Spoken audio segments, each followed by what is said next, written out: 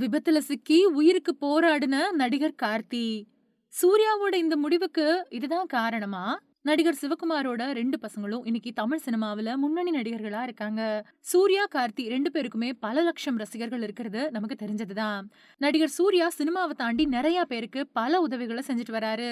சில விஷயங்கள் அதுல வெளிய தெரிஞ்சாலும் கூட, பல விஷயங்கள் தெரியாம போயிடுது. அப்படி நமக்கு இதுவரைக்கும் தெரியாத சூர்யா செஞ்ச நல்ல விஷயத்த பத்தி பிரபல பாடகர் கிரிஷ் வெளிப்படையா பேசியிருக்காரு.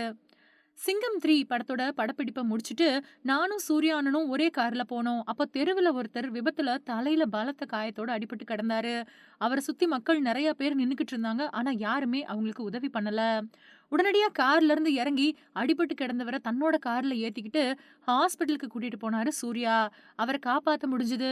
நான் இப்படி ஒரு உதவிய செஞ்சிருக்க மாட்டேன். யோசிப்பேன். ஆனா சூர்யா அண்ணா பண்ணாரு. எப்படி அண்ணா அப்படின்னு அவர்கிட்ட நான் கேட்டேன். அதுக்கு சூர்யா குடுத்த பதில், அப்படி நினைச்சிருந்தா என்னோட தம்பி இன்னைக்கு உயிரோட இருந்திருக்கவே மாட்டான் அப்படின்னு சொன்னாரு. சூர்யா அண்ணாவோட தம்பி நடிகர் கார்த்தி காலேஜ்ல படிச்சுட்டு வந்தப்போ அவருக்கு விபத்து ஒண்ணு ஏற்பட்டிருக்கு.